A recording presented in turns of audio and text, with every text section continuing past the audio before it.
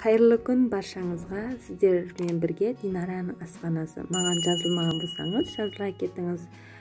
Ыдысымызға 2 жұмыртқамызды қосып, үстіне қант ұнтағын қосып, қант ерігенше араластыратын боламыз. Үстіне аздап тұз қосамыз. Бөлме температурасына сары майымызды қосатын боламыз. Жоғары сұрыпты ұн, жоғары сұрыпты какао, разғителік қосып, құрғақ ингредиенттерімізді араластыратын боламыз.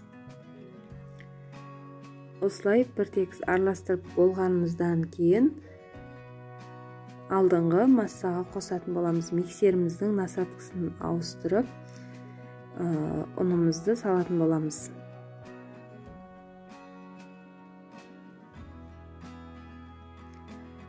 Осылай араластырып болғанымыздан кейін осындай қоймаңжың масса дайын болады. Менде осындай арнайы кондитерліктегі насадкасымен бірге қолдандым. Егер жоқ болса, мешоктың басын қиып қолдансаңыз да болады. Насадка номерін описанияға қалдыратын боламын. Осылай дайындап аласыңыз. Осыны балдар жегенде де өте дәмді, дайындап көріңіздер міндетті түрде. Осылай дайын болған массамызды листімізге пергамент қағазын қойып, осылай шеңбер тәрізді қылып жасап шығамыз. Бетін тегістеп қызып тұрған духовкада 180 градуста пісіріп аламыз 30 минутқа. Енді келесі кремін дайындаймыз. Бөлме температурасында сары май. Міндетті түрде граммдарын барлығын описанияға қалдырамын. Қант ерігенше араластырамыз.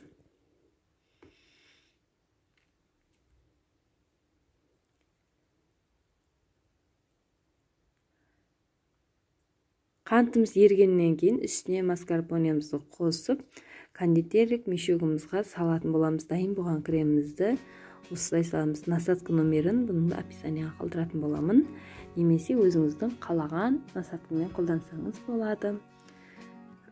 Дайын болған, яғни шеңбер тәрізді сандвичтеріміз дайын болды. Бірін-біріне келтіріп, парымен, яғни теңдестіріп, осылай кремімізді ортасына жағып шығатын боламыз. Өте дәмді, ерекше дәмді болып шығады. Міндетті түрде жасап көріңіздер. Ортасында кремін насадканы өзіңіз қалағанша қолдансаңыз болады. Үстіне мен шоколад дайындап қойдым. Шоколад дайындалуын граммдарын описанияға қалдыратын боламын. Осылай өзіңіздің қалағанша сәндесеңіз болады.